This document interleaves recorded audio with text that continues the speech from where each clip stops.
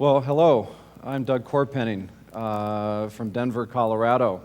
Flew down here a few days ago, and just so honored to be here in front of all of you, my colleagues and now friends. So I came down here. I was invited by a good friend of mine to speak on branding, specifically event branding. It's an area that I'm very, very, very passionate about, and coming down here thinking about so many different areas within branding and brand innovation, and with event branding, if you think about it, we as event professionals have a profound responsibility to support the marketing efforts and initiatives within our organizations and help organizations live their brand out loud. We often in our industry, I feel that we might be treated kind of like the stepchild in the marketing mix. And you think about the power of events, we live them all the time. And so we can elevate our industry to the level that should be equals with advertising, public relations, direct mail, digital, you name it. Events are a critical part of telling your story. And today what I'm going to focus on is how to make your moments matter within an event. So I spend a great deal of time with my clients to try and figure out the why behind their event. We're not party planners, right? I mean, we are the custodians of the brand. And so through events, that is our platform, and we tell stories. And behind me, you'll see some of my most important stories, which are my family, my children, my wife, Dana, my two daughters, Zoe and Hannah, my son Noah, and all of these are stories that I live every day. And why do I show those to you other than I like to brag about my family and show off my wonderful family? I'm very fortunate. But how do they connect to these images, which are images from ancient Polynesia, Mayans, Native Americans? What do those two slides have in common? What they do is they capture moments. Right? So when I'm taking pictures and, now all the rage are taking selfies, everybody wants to document where they're at all the time. So you're making moments matter all the time. And those moments add up to create stories. And those stories then can relate to your brand. And what I was hearing earlier is how do you really, take the brand, this complicated brand architecture, how do you distill that down and how do you really focus and how do we use events as the vehicle to excite people and create stories that spread, similar to TED. So TED Talks might be similar to what the Mayans or the Polynesians or Native Americans used as they carved on walls. We now have TED Talks. So we capture moments. Those moments then become stories. And those stories evoke emotion. And those emotions, they're part of how we communicate values and how we build an authentic community. I read a lot of publications, I read a lot of books, and the common theme is around authenticity. Leadership now is not about the iron fist, it's about inspiring people to be better. And people will not strive to be better unless they feel like you're genuinely connecting with them. So what I'd like to share with you today is kind of my secret sauce in how I help my clients live their brand through events out loud, okay? So the formula that I used, the construct of events, event design for me, is really how do you create intrigue? How do you inspire people? How do you immerse them in the experience so those stories will spread and create excitement? And then the brand will be real, that people will feel connected to that brand. So if you look at intrigue, it's to arouse curiosity, it's to fascinate. So when you're in the process of looking at your event, again, trying to get away from just simple logistics, because logistics to me are a commodity. Kind of anybody can do logistics, anybody can throw an event, right? And I'm not discrediting all the hard work that we do because it's tireless. It's an enormous amount of work. But how do we create that intrigue so that people prior to the event are already very excited to be at the event? How do you fascinate them? because our attention spans now are shorter than they've ever been, and they'll only continue to get shorter, narrower.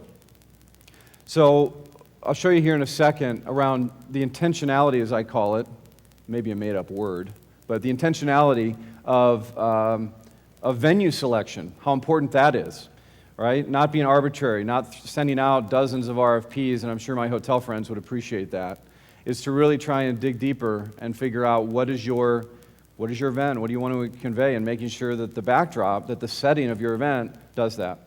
Capturing the imagination, building the experience.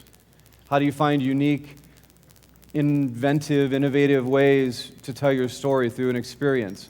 And a lot of these, you know, what I don't want to have happen is for you to look at these words, and we touched on them earlier, is that they're platitudes, they're generalities, right? We don't want that.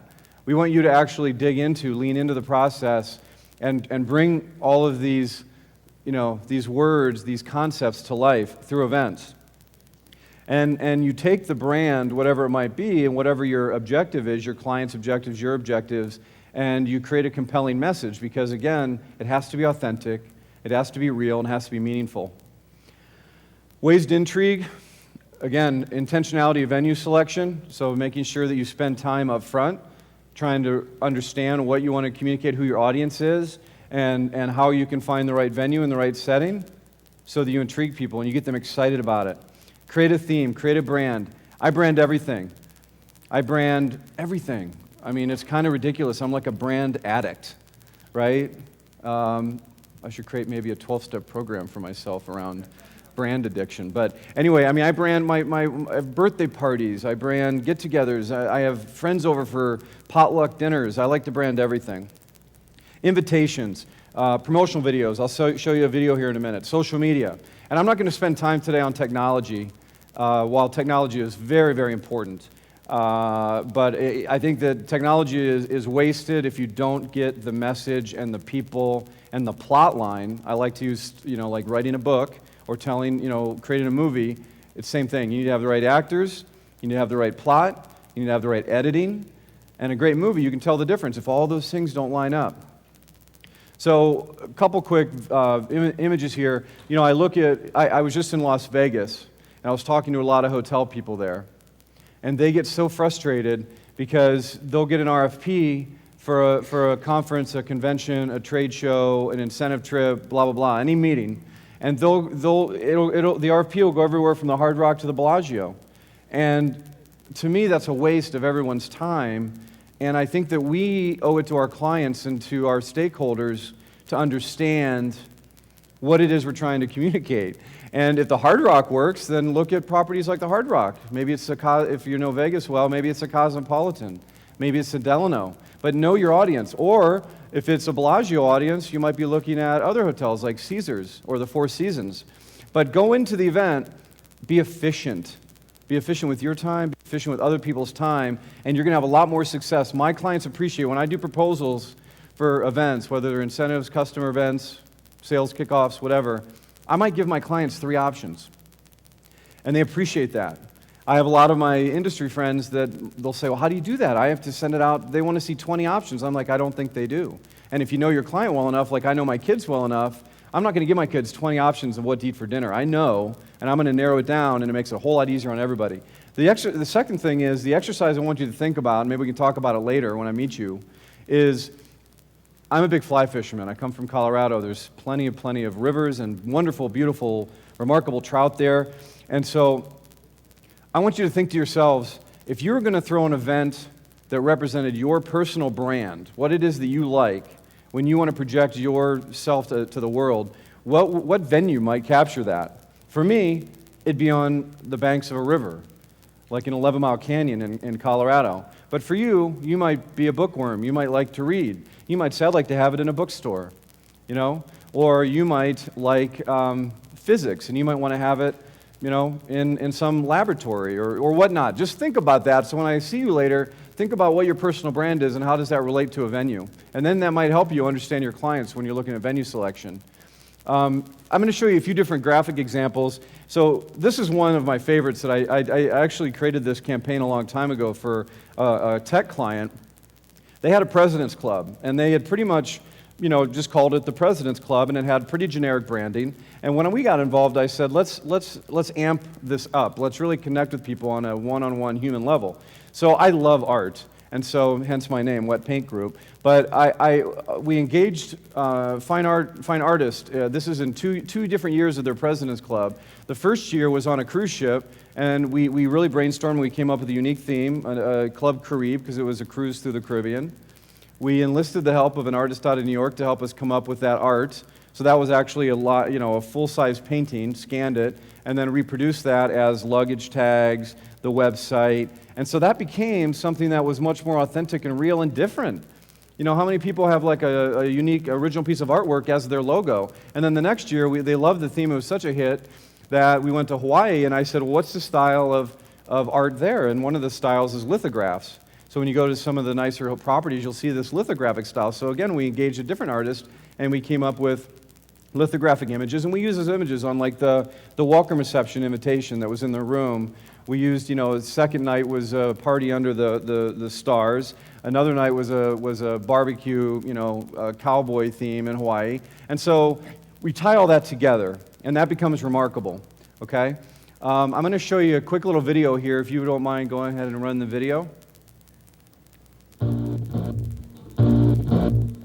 So this is an event that I created called Whirl, and it was a brainchild of mine. It was a passion of mine. I wanted to bring together senior level marketing professionals and create a compelling enough environment and an event that would draw senior level marketing professionals to this event.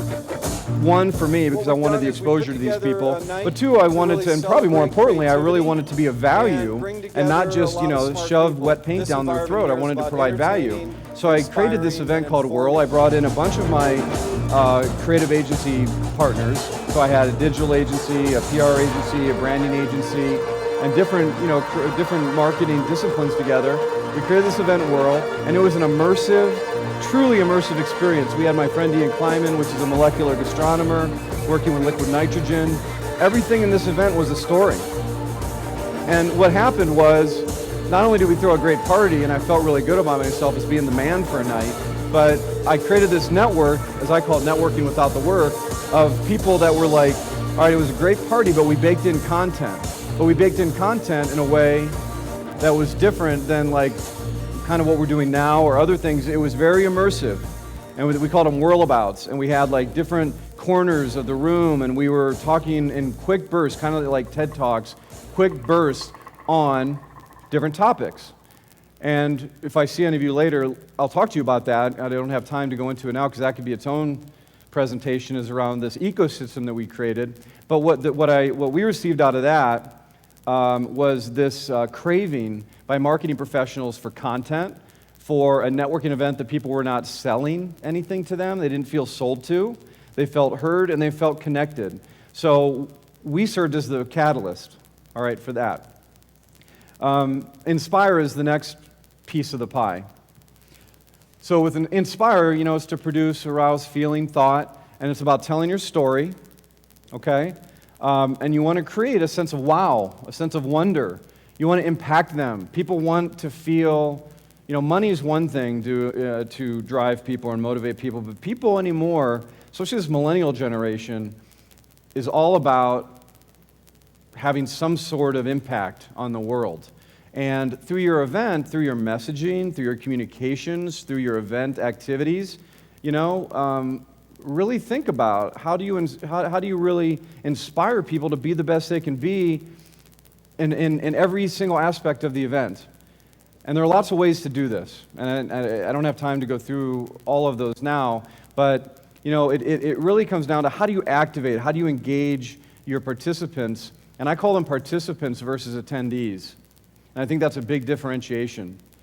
Because attendees it's kind of passive. It's like people are just showing up to your party, to your event, and but participants is you want to keep them active. You want to inspire them. What is truly possible? And not like a Tony Robbins kind of inspiration where you feel like you're all high on, what's possible, but really what's possible. And give people exercises, like even the one that I just gave you, like think about something that could have a profound impact on who you are and how you're going to relate to other people.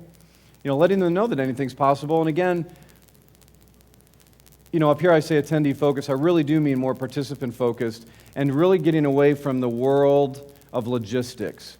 Because logistics are replaceable. People that can send out documents, respond to documents, book hotel rooms, things like that, that to me does not offer the level of value that we need to provide to our organizations, to the executives, the leadership within the organization. Because everybody in this room wants to be, as much as we can, wants to be irreplaceable, right? And so you want to add as much value as possible, and by doing these different activities, by really trying to think, as I call it, going beyond Z. People that know me, I have a pet peeve around thinking outside the box. I think that terminology is overused and under-delivered. I don't even know if people know what that means, really. I say, what is size of the box? What color is the box? I don't know. So thinking in different ways, being open to different ways of thinking. I wanted to show you, this is a campaign I'm working on currently with a client, and it fit the inspiration very well. So this client came to me, and we collaborated, right? This was an example of me listening to what they wanted to accomplish. In this case, it was a year-long event series, basically, and they wanted to really get inside the heads of each of the individuals and try to tap into the childlike wonder of possibilities. Kind of like when you're a kid, you have a shovel, and you really think you can dig your way to China, right? Well, we came up with the concept of if. Very simple. You can see the idea up there that we created the logo. Very simple. Our artist created that using paint. And to me, right as I saw it come across my computer or my email, I was like, that's it. And I showed it to my client with all conviction and passion, and he's like, that's it. So then what we did is we built out, since it was this childlike wonder, theme, I said, why don't we in all the communication pieces, tie together kind of the comic strip or children's illustrations, like a coloring book. So I worked with our illustrators, and again, I love working with illustrators versus graphic designers. That's a strong preference of mine. And so I told them about it. They loved it. And not only did they didn't just do the work for hire. My artists, my designers, were psyched about it. So not only was I presenting, this great creative concept to my client, I was inspiring my vendors. So they created these images, right? They created, each one of these represents a different theme, a different topic they're going to talk about. One is, this one back here on the bottom is, you can see a DNA, right? So it's the genetic structure. And so we came up with the name of the event. You're going to be talking about studying your DNA and what does that mean with room 23, so 23 sets of chromosomes. Came up with the name. And then, the illustration is a kid walking into a classroom, he's a helix. And then, other ones. There was the one there in the middle. It's a graduation event, so when you turn 50, you graduate from this organization. So you can't really see it here, but there's a 50 on there, and it's basically representing 50 trips around the sun, 50 circles around the sun. So anyway, each one of these, and it didn't cost that much more. It cost less than a lot of traditional ways to market. This blew people away.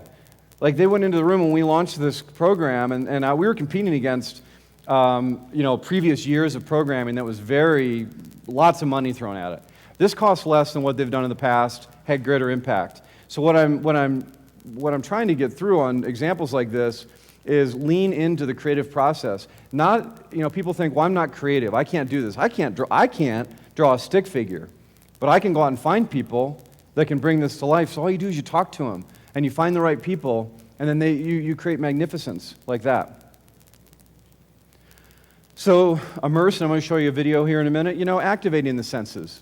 Don't just talk about it. And hotels, the finer hotels out there, whether it's a Four Seasons or One and Only brand, you walk in and they've got it down to a science. They know what you want to smell. You want to smell floral aroma. You want to smell certain foods. You want to smell, it's like you want to smell the sunshine, and they make that happen. And, how do you engage people, and how do you create discovery? You have to be careful about your word choices. Like if I talk to you about, today you're going to learn about X, Y, and Z, versus if I say today, you're going to discover the answers to X, Y, and Z. And so just the language that you use can make a big difference. And that, again, goes into the communication, goes into the design of the event. And you lead your people to believe, again, that anything is possible. And people will respond in a really cool way. Really cool way. So here's another quick video of a project that I designed. It was actually a creative and immersive brainstorming experience that has a cool story that a client of mine, and this was a creative exercise. This was not really an event, although I used an event as a medium to accomplish this objective of coming up with a global campaign, a global branding campaign for a safety initiative for a big mining company. So take a look and I'll explain it to you. You want to turn up just a little bit?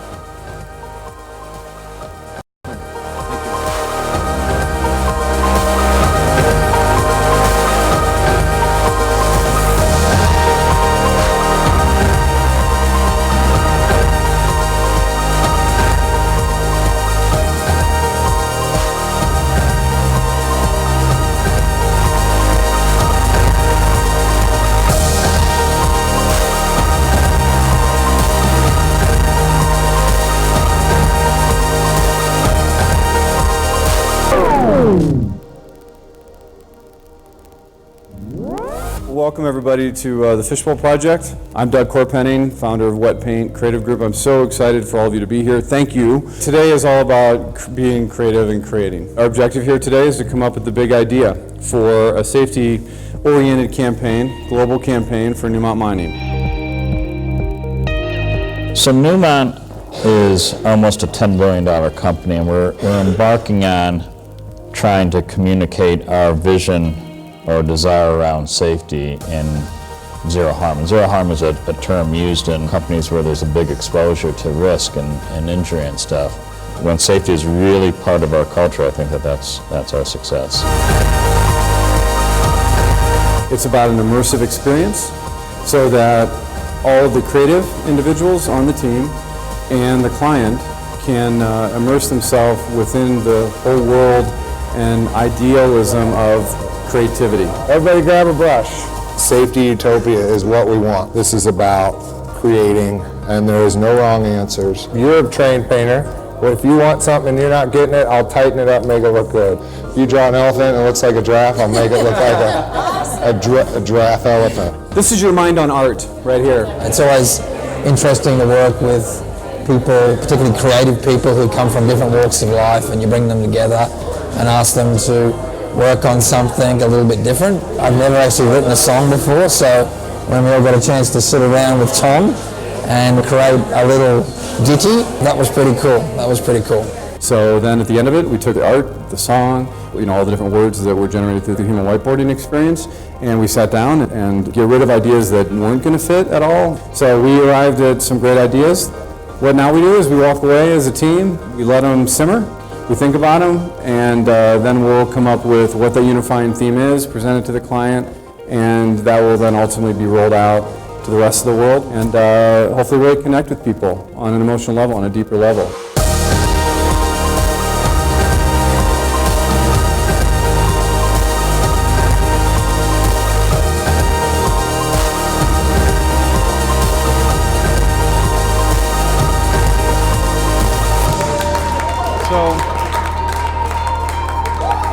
This was a blast, right? So selfishly, I loved doing stuff like this. And so we had a choice with this client. This goes down to branding, just a branding exercise. We could have either, when this client that I'd worked with before, Newmont Mining, they're a global gold mining operation, and they're headquartered in Denver. And they tasked me with, hey, we want to come up with this brand. And so the traditional model as an agency, because we do a lot of just general creative, just brand exercises, is to go back with my people, my team, and work on a couple of concepts and pitch the client. Well, in this case, I had this idea, this fishbowl project that I'd come up with, and it has a longer story that I can't go into just right now, but and I just threw it out there, and I'd never done it before. So this was an example of taking a risk. I'd never done this experience before. But I loved my client, and that's another part of this whole thing, is loving your client, loving your people. So I was willing to do this as kind of a labor of love. We didn't make a lot of money, really hardly any, on this. But I saw this as an opportunity to live my brand, Doug Chorpenning, out loud, and be of service to my client, to my friends, to my colleagues. And so we nailed it. And we had this whole day where we took over a studio in Denver. And I brought in a live event artist, John B. Katie, that you saw in there. He's one of the best on the planet. and he did vision boarding. We we started with the human whiteboarding, which you saw there. We had Tyvek suits on, and the whole idea of that exercise was to generate just a slew of words, a slew of ideas, and then you create this wall. Like, we had a room full, not this big, but we had a pretty decent room filled with those 3M Post-it pieces of paper with words and phrases and all these different things. And it's a traditional ideation exercise, but what we did is we made it immersive. So this is nothing new. Like, there are companies out in Silicon Valley and elsewhere in New York that do this, but we made an event around it that we included our client, and it was a home run. And you could do something like this as part of something similar as just part of a general brainstorming session when you're at an event, you're doing a breakout. Instead of just doing traditional, say, what could we mix it up? How could we inspire people and immerse them and engage them? So that was a lot of fun. That's a great example. Here are some other examples, some recent projects. So again, you can see the theme of art. We brought John, the same gentleman that was on the Fishbowl project, in. So this was for a client. I want to talk a little bit about the intentionality of venue selection here. This client wanted to host a small, about 80 people, a customer event as a thank you to their top clients. And it was an insurance company out of Monterey. And so they initially said, let's look at some venues like Pebble Beach and some others that are around there. And my thing was, it would have been easy for me to try and slam dunk Pebble Beach, right? Everybody knows Pebble Beach, but that was actually the impetus behind me saying, I don't want to go to Pebble Beach because that is done. And these attendees, knowing these attendees, they've probably been to Pebble Beach, and it's going to be hard to make it really that much more unique. Pebble Beach is Pebble Beach. It's great. Any day at Pebble Beach is a fine day, but so we looked at different properties. We found a Rosewood property that's halfway between San Jose, California, and Monterey, called Cordoval. It's a Rosewood property. It's absolutely gorgeous. And so that's where we ended up. We ended up buying out that property, and they have a winery on site. So we incorporated, we're looking at names for the event. We just didn't want to call it customer event. So they had a winery, and I said, why don't we do the logo and the idea of the event as a wine label? And we came up with Private Reserve, because anybody that drinks wine knows that Private Reserve or Vintner's Reserve or one of those means that it's a finer, wine. So they loved that, and then we just brought it to life. Like, we had newsletters every night. Everywhere we turned around, when I was talking about like branding a birthday party, everything down to the matchbooks, to margarita glasses, T-shirts, having the band, just everything. Again, I'm a branding junkie, so the menus, the signage, the newsletters. We had John come out and paint at the final night at this winery where we had a tenor sing, and we presented the painting. It was a big painting. Presented the painting to the CEO that was retiring that year, and then as an amenity after the event, and we've done this with many of our clients. As an amenity, we actually gave everybody after the event a very nice Giclée print of that painting, signed, numbered, authenticated by the artist, with a little USB drive that had a video, a really cool video you can see on our website, CIG Private Reserve. And that was a really great keepsake. I had some of my clients, or some of his clients, call me, because we got to know each other, and say, I've never received an amenity that was so special. It wasn't just another golf shirt, or wasn't whatever. And again, those things have a place, golf shirts and golf balls and things like that, bottles of wine. But so that's an example. The same event, everywhere we could, we tried to create special moments. We featured Moscow mules one night, and we had a chalk artist do a nice Moscow mule board and with the recipe, and we had custom copper glasses, cups made up with a very discreet logo on it, and had a s'more bar that was beyond any s'more bar I'd ever seen. It was like 20 different toppings on your s'mores. And we worked directly with the executive chef at this property, and everything we created, and this is pretty standard with anything that Wet Paint does that I get involved in, is I don't buy anything off the menu. The menu, to me, is a good starting point, but I call the executive chef and say, hey, we have this event, we're calling it the Private Reserve, here's the profile. I want every menu from morning till night to be customized. And that chef, I have a huge crush on, because he was a stud. And he worked so hard, and his staff worked so hard, that whole event. His name is Tim, and we nailed it. Again, it was one of those, it was just one, all these little pieces, all these slivers of an event adding up. The composite blows people away.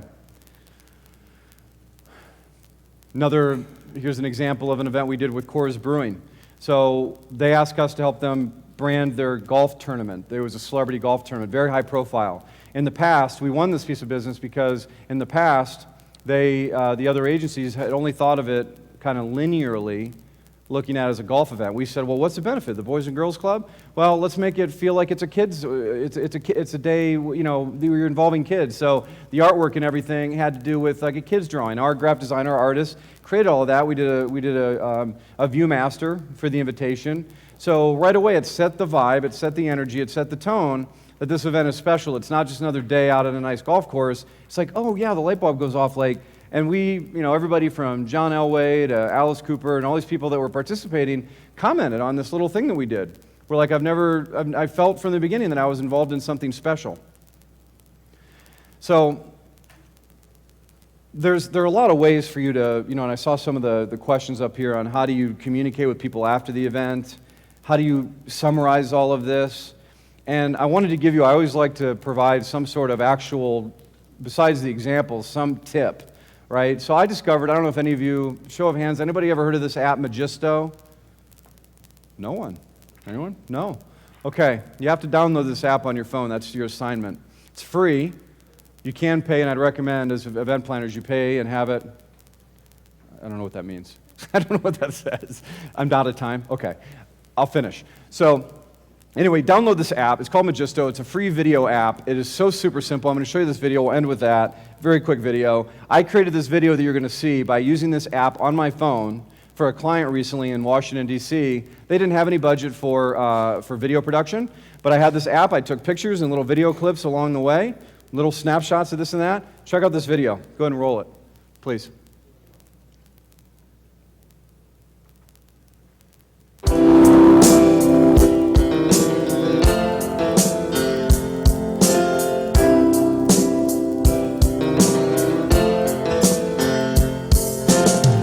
People say I'm crazy,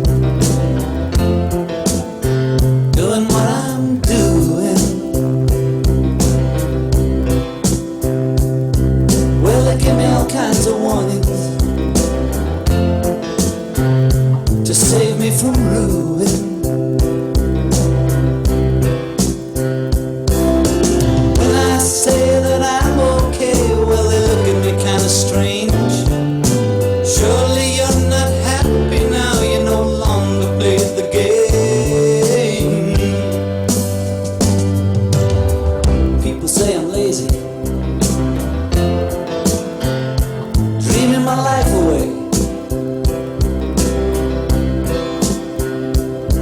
Well, they give me all kinds of advice designed to enlighten me.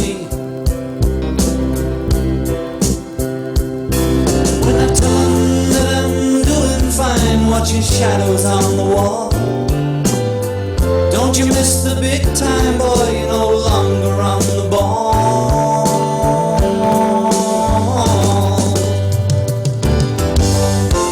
I'm just sitting here watching the wheels go round and round. I really love to watch them roll. No longer riding on the merry-go-round.